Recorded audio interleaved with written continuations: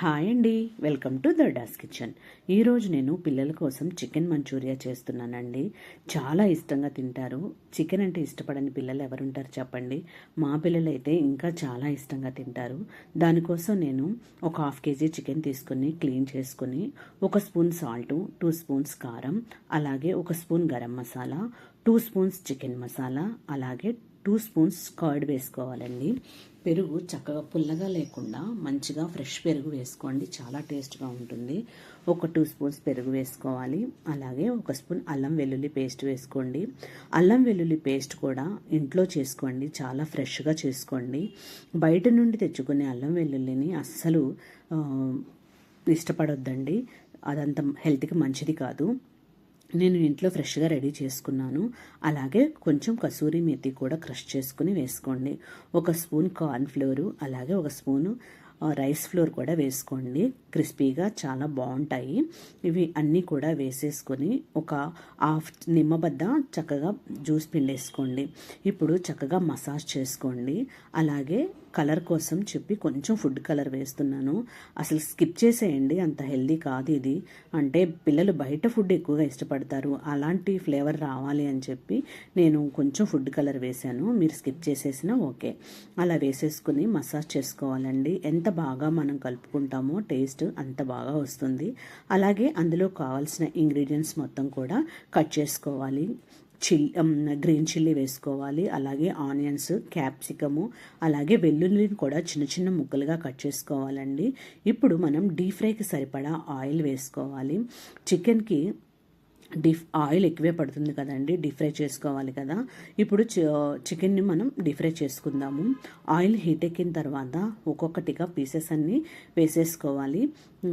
ఆయిల్లో ఎన్ని పీసెస్ పడితే అన్ని వేసుకొని చక్కగా ఫ్రై చేసుకోండి. హడావిడిగా హై ఫ్లేమ్లో పెట్టేసేసి వాటిని మాడగొట్టొద్దండి. పైన క్రిస్పీగా అయిపోతాయి కానీ లోపల ఉడకదు చికెన్. ఎందుకంటే ఇది బాయిల్ చేసిన చికెన్ కాదు కదా, కాబట్టి మనం కొంచెం మీడియం ఫ్లేమ్లో పెట్టుకొని జాగ్రత్తగా ఫ్రై చేసుకోవాలండి. ఇలా కొంచెం బాగా ఫ్రై అయిపోయాయి. ఫ్రై అయిన తర్వాత వీటిని తీసేసి మిగిలిన చికెన్ కూడా వేసేసుకుని వాటిని కూడా చక్కగా ఫ్రై చేసేసుకోవాలండి. ఫ్రై చేసేసుకుని వాటిని కూడా తీసేసుకున్నాను. మొత్తం ఇవన్నీ కూడా ఫ్రై అయిపోయిన తర్వాత ఇప్పుడు అందులోకి మనం కొన్ని జీడిపప్పు కూడా ఫ్రై చేసుకోవాలి. అదే ఆయిల్లో చేసుకున్నానండి, బాగుంటుంది స్మెల్, చక్కగా పట్టేస్తుంది వాటికి. అలాగే కొంచెం కరివేపాకు కూడా వేయించుకొని పక్కన పెట్టుకోవాలి. అలాగే ఒక 3 గ్రీన్ చిల్లీ కూడా మధ్యకి కట్ చేసేసుకొని ఇలా ఫ్రై చేసుకొని పక్కన పెట్టేసుకోవాలి. ఇప్పుడు మనం ఏ ఆయిల్లో అయితే చికెన్ ఫ్రై చేసామో అదే ఆయిల్ని ఒక గరిటె తీసుకొని కళాయి పెట్టేసుకొని ఆ ఆయిల్ని అందులో వేసేసి కొంచెం వేడైన తర్వాత మనం కట్ చేసుకున్నటువంటి ఆనియన్స్, క్యాప్సికమ్, అలాగే గ్రీన్ చిల్లీ చిన్న చిన్న ముక్కలుగా కట్ చేసుకోవాలండి. ఇందులోకి గ్రీన్ చిల్లీ అవి కూడా వేసేసుకొని, అలాగే మనం వెల్లుల్లి తీసుకున్నాం కదా, వాటిని కూడా బాగా చిన్న చిన్న ముక్కలుగా తరగాలండి. చాలా ఫ్లేవర్ బాగుంటుంది, టేస్టీగా ఉంటుందండి. ఇలా చిన్న చిన్న ముక్కలుగా కట్ చేసుకుని వేసేసుకొని స్ప్రింగ్ ఆనియన్స్ కూడా బాగా చిన్న చిన్న ముక్కలుగా కట్ చేసేసుకొని వేసుకోవాలండి. ఇవన్నీ బాగా ఫ్రై అవ్వాల్సిన అవసరం లేదండి, కొంచెం పచ్చివాసన పోతే చాలు. ఇలా ఒక 2 minutes కలుపుకుంటూ చక్కగా ఆయిల్లో ఫ్రై చేసుకోండి. ఆ ఆయిల్లో మనం చికెన్ ఫ్రై చేసాం కాబట్టి ఆ ఫ్లేవర్ చాలా బాగుంటుందండి. చక్కగా ఇలా కొంచెం స్మెల్ పోయిన తర్వాత మనం సోయా సాస్ వేసుకోవాలండి. చాలా బాగుంటుంది సాస్, ఫ్లేవరే చికెన్కి మంచి టేస్ట్, కలర్ కూడా వస్తుంది.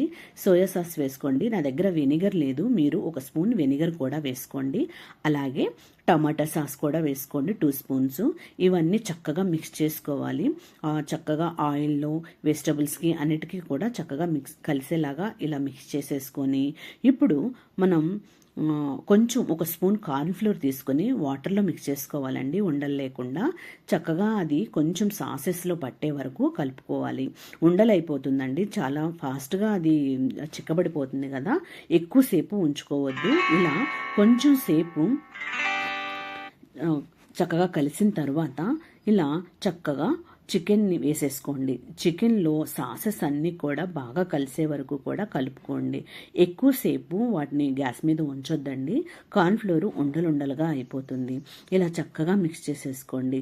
చూసారు కదా, చాలా క్రిస్పీగా అలాగే కలర్ఫుల్గా చాలా టేస్టీగా వచ్చిందండి. పిల్లలు చాలా ఇష్టపడి తిన్నారు. మీకు కూడా నచ్చితే కనుక ఒకసారి ట్రై చేయండి. Please subscribe my YouTube channel దొడ్డాస్ kitchen.